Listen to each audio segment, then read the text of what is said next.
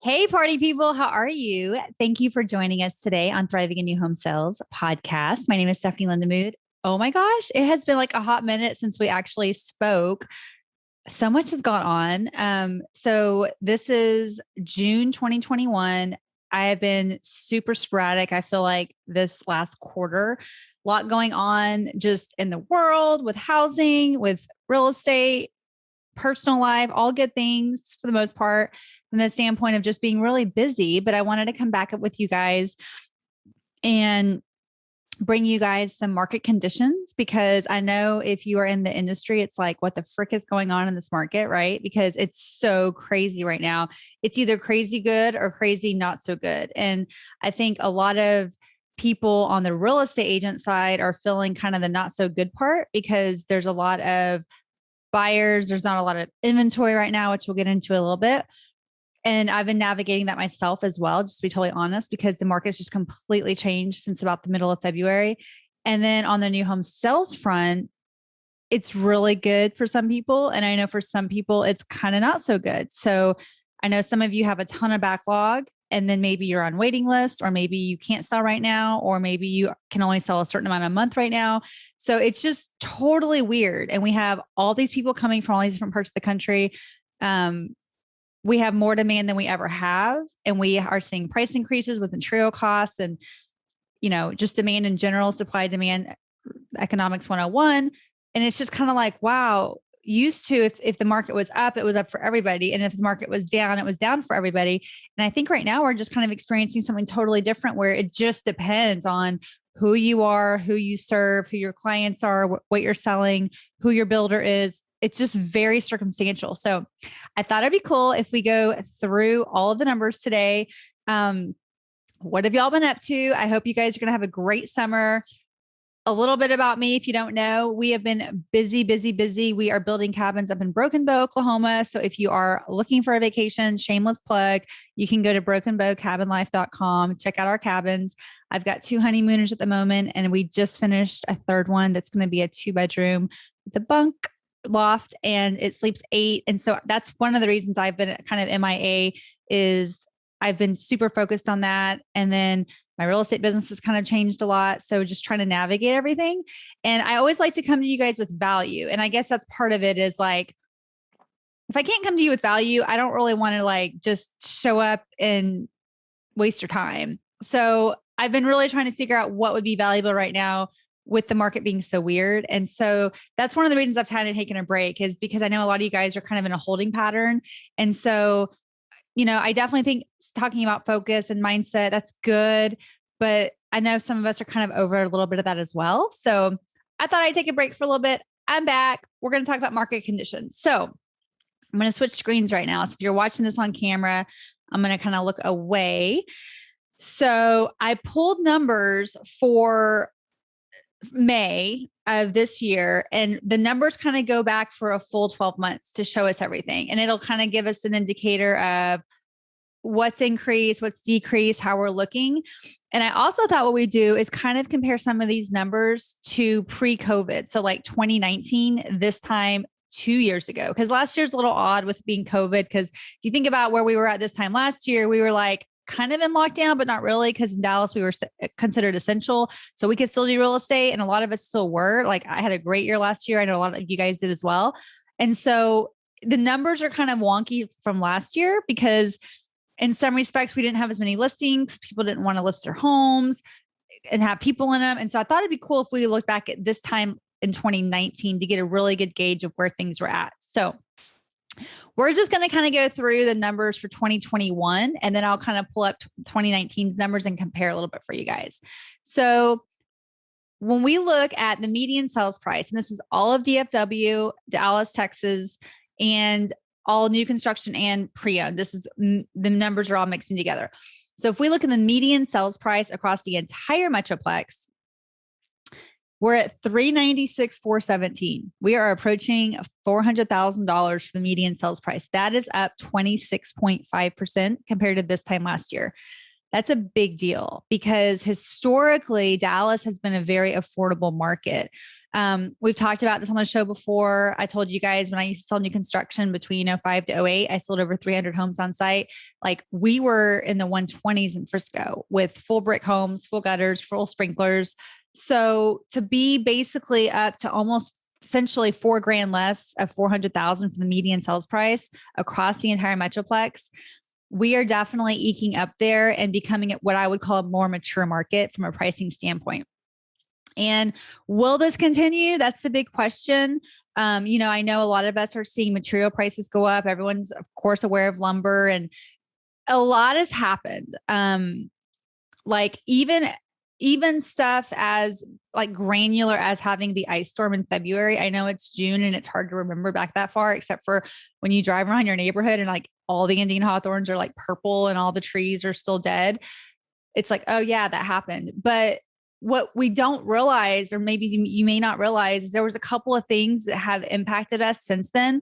There was like a resin plant, I think somewhere in Beaumont, Texas, that everything froze. And so that was really important to use like on radiant barrier decking and like cushions for like outdoor furniture. And there's a lot of things that the resin is in a home. And then there's also some kind of foam shortage. So like there's a lot of material costs and supply chain issues, not only from COVID, but then our wonderful weather caused that. So we're seeing a change in pricing because of some of the material costs, but then I think a lot of it's because of the supply and demand situation that we have going on. We're seeing, and I've kind of just coined the term, a lot of what I call political flight. Regardless of where you fall left or right, it doesn't really matter. We're just seeing a ton of it. If you pull the U-Haul report from 2020, it does, and this is before 2021 migration reports, and all that, which we've seen a lot more migration in 2021 than we did in 2020. There's a ton. I think Texas I know Texas was in the top 5. Tennessee was number 1 last year. And I think Texas was number 2 in the migration of people coming here one way with U-Hauls. So that just goes to show you that as the trends continue, if some of these, lockdowns continue and maybe some of the blue states and that sort of thing, if businesses can't get up and going, we're probably going to continue to see more people come to Dallas, which is possibly going to keep those prices up. Because on average, those California buyers have about $200,000 more money than the local buyer. And that's what's causing a lot of the run up in prices. I've had listings where we listed at $250 and they're selling for $300. And a lot of agents could tell you the same thing, or we've got 80 offers on a home. And so part of that's because we don't have enough inventory, which we'll get into in a second. Okay. So median sales price is approaching 400,000. We're not sure if that's going to continue or not, but that's where we're trending right now. That's up 26.5% compared to this time last year. The median price per square foot is at 157. That's up 18% compared to this time last year. I can remember when, like, I grew up in South Lake, and I remember that when South Lake hit $100 a square foot, that was like a really big deal. My mom was selling new construction back then, and it was like, oh my gosh, South Lake's $100 a square foot. And that was like, holy smokes, what's going on? So we're at 157 across the entire Metroplex, which is crazy. Days on market is 6, which is down 76%. So basically on average, if you go to market, you're probably going to sell your home the first weekend. There's some variables in there, but that's going to be the average across the Metroplex. As far as listings go, new listings are up 22%. We've got about 14,600 new listings that went active in the last 30 days. Active listings are down almost 70%.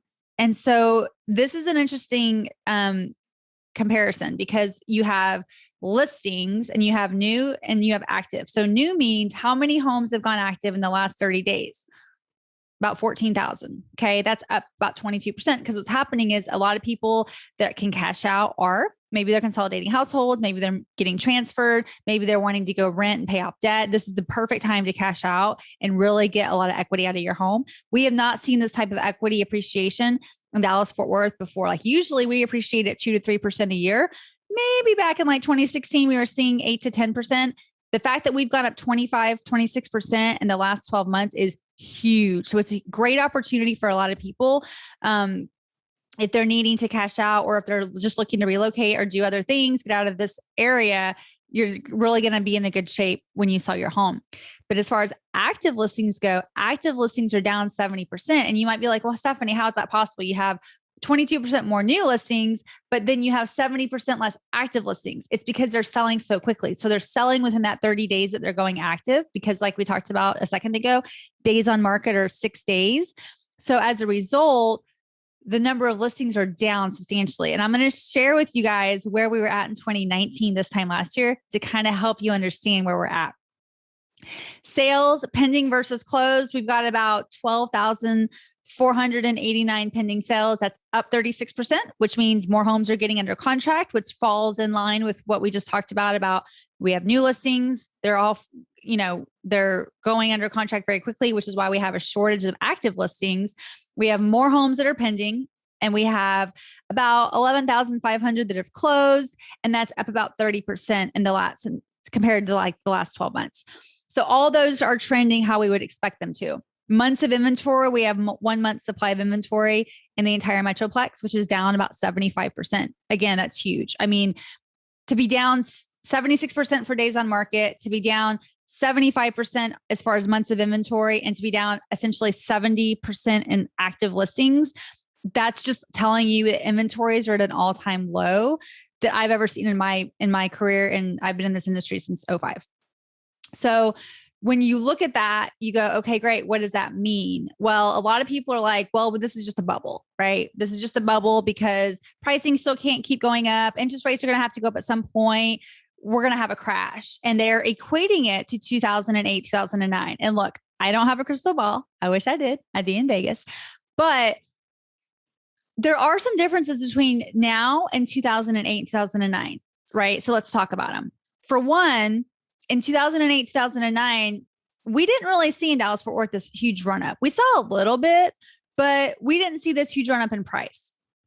But what we did see were lenders that were giving loans to people that had a heartbeat, that had a canceled check from maybe a family member saying they were renting their existing home out. And when they bought their new home, they a lot of times foreclosed on the old home, right? So we have a lot of variables that are different from 08 and 09 to now, where now if you buy a home, you're putting down 5, 10, 20%. You have to have good credit, right? The lending guidelines have changed since the Great Recession.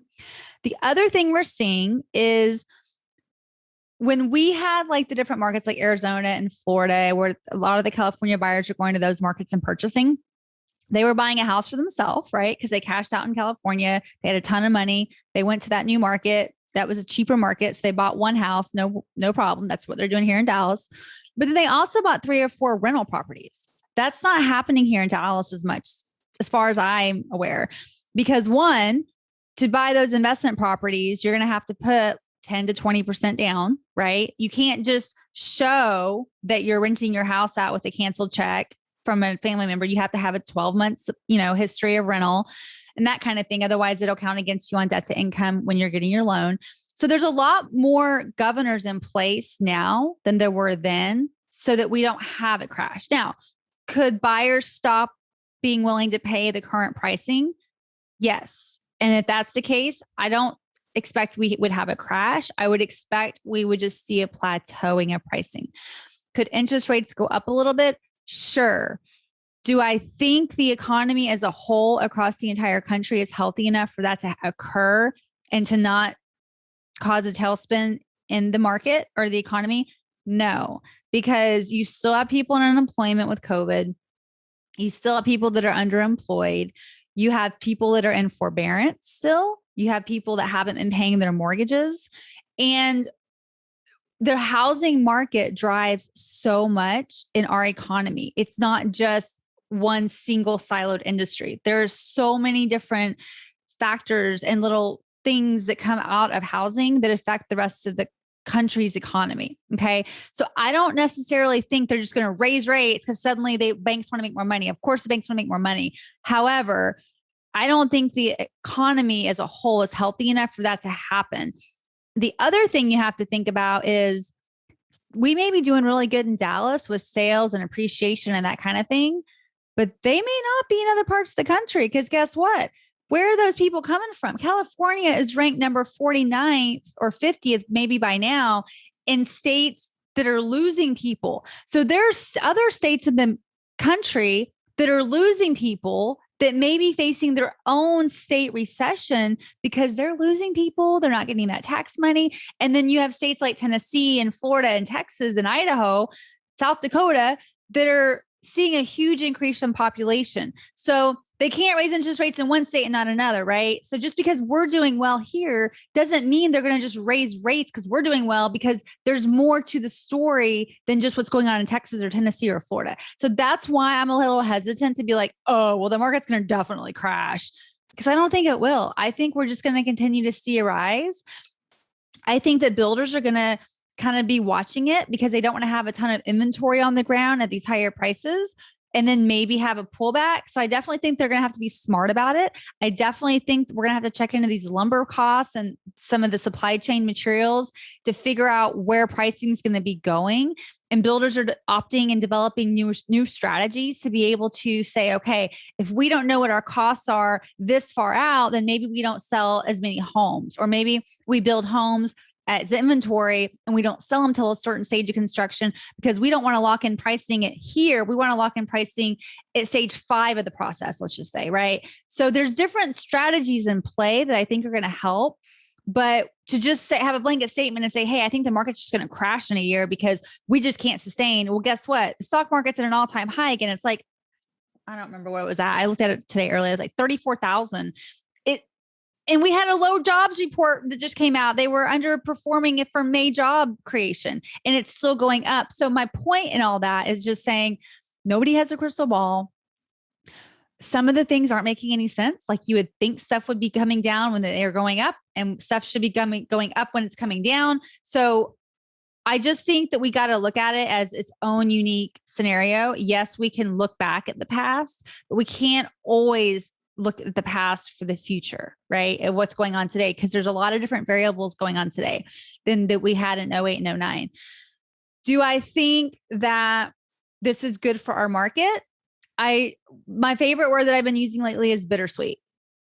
What I'm saying right now is this market in Dallas is bittersweet because there are people doing very, very well. There's a lot of sales counselors I know that are kicking ass and taking names, and I am so happy for you guys. There's people like me, like realtors out there, like other builder partners that they can't sell right now. Maybe they're on a governor. Maybe they can't sell anything at all. I literally have not been on a listing appointment since the middle of April. And I'm just being totally candid. Why is that? Because a lot of our local sellers are sitting here going, well, I don't know where to move to because I can't go buy a home right now from a builder because there's a waiting list that there's 300 people in front of me on. So it's just a very interesting time. Now, if I have sellers that are like moving out of state or they're consolidating households, perfect. But if they're not, I've advised some of my sellers not to sell quite yet if they don't have a place to go, because I don't want them to be homeless. Because some of our, not my sellers, but I've heard of sellers that aren't aware of what's going on in the market, have sold their home. They've walked into a builder office or called their agent up and said, okay, we sold our home. We're ready to find one. And then it's like, wait, we can't find anything, or we can't afford what's out there. So it's bittersweet because it's kind of like feast or famine right now. And it just depends on what side of the coin you're on.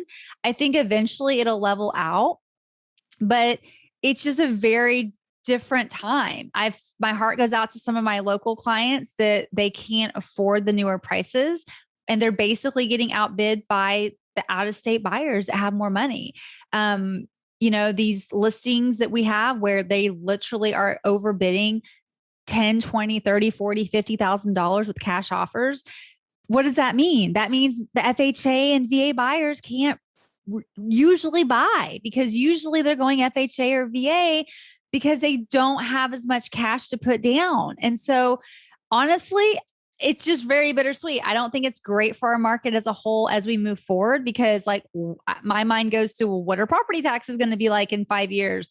But at the same point in time, it is what it is. I can't control it. You can't control it. We just have to muddle through it and figure out like, how do we move forward? How do we help clients accomplish their goals? How do we accomplish our goals as business professionals in the real estate industry and know what's going on? So with all that being said, we know that prices are up, days on market are down, inventory is super low, months of inventory are down. So a lot of that is just going to continue, I think, as we go into the summertime.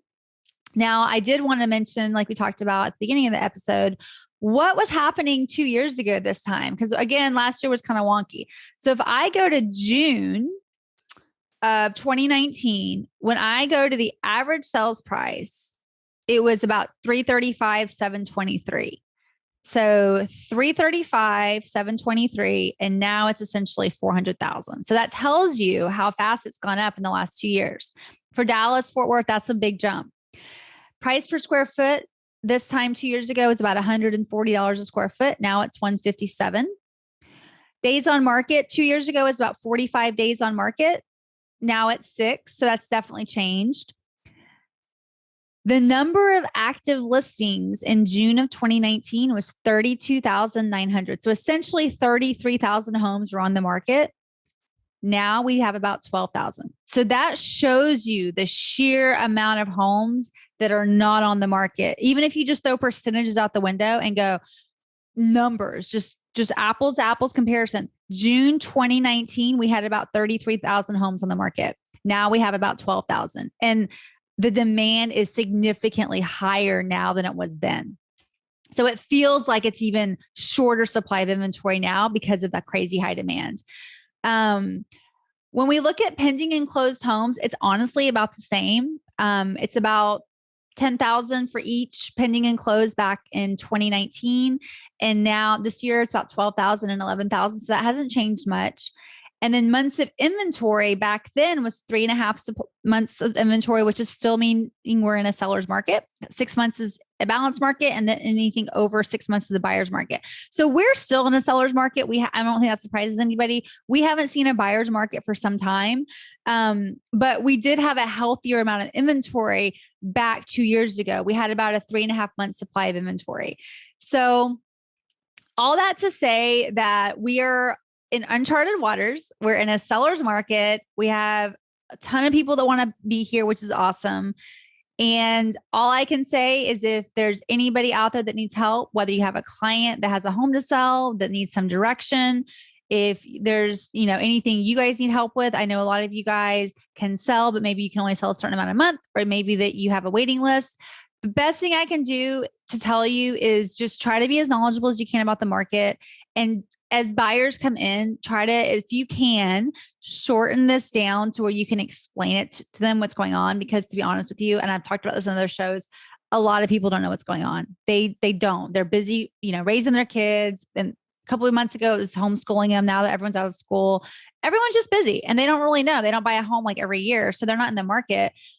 Yes, they can make a lot of money when they sell their home, which is awesome. But a lot of them don't understand why they can't buy a home right now immediately, or why prices have gone up so much, or this and that. So that helps be able to explain it to them in a way that it's not your opinion, it's third-party testimonial. So if you guys want, you can go to my website, stephanielindamood.com.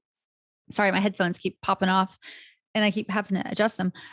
You go to my website, stephanielindamood.com. There is going to be a place at the bottom where you can sign up for my market condition report, and you can actually download it if you want. And then you can print it up. I have them all sectioned up by the whole Metroplex as well as by county, so that you can really get a feel for, if you're selling in Collin County, what that looks like. If you're selling in Denton County, Tarrant County, Kaufman, Parker, Ellis, Dallas, Tarrant, might be forgetting Rockwall, all of that's in this report. And that way you can print out your specific county. And then if you wanted to print out, front and back, you could do the front for the entire Metroplex and just show clients, what's going on. The other thing that I would point out is some of us have people on backlog, right? That they've probably been on backlog for a while. And I hope for your sake, it's been a very smooth process, but I know for a lot of you, it hasn't been, because it's either been delay after delay with either weather, supply chain issues, just building in general, or you're having material issues, like maybe the tile that they select has been discontinued, or the brick, or all of the above, right? And they're having to continually come in and reselect, or you're just calling them and saying, hey, we don't have this anymore, we're having to switch to this. So a lot of people just aren't loving this process. The one thing that, you can tactfully educate them on is, hey guys, look, I know this hasn't been the smoothest process. We're really sorry about that. It's not anything that we intentionally are doing. But the great thing is you guys have X amount of equity because prices have gone up. And, that's just always a good feeling that you've invested in something that's going up, because historically speaking, in DFW, we go up about 2 to 3% a year. And holy cow, we've gone up 26% in the last 12 months. And you've been on the contract for 8 months. And so, wow, you've got all this equity in your home. And doesn't that make you feel good? And that's not going to help every situation. I get it. But if you could just try to find some silver linings and really try to educate everyone on what's going on, that's going to help them. It's going to help you just get through this process in a positive manner. And then if you guys have any questions, let me know. Feel free to reach out to me. And if you have any clients that need help selling their home, I'm always available for you guys. So take care. I hope you guys have a great summer, and we'll talk soon.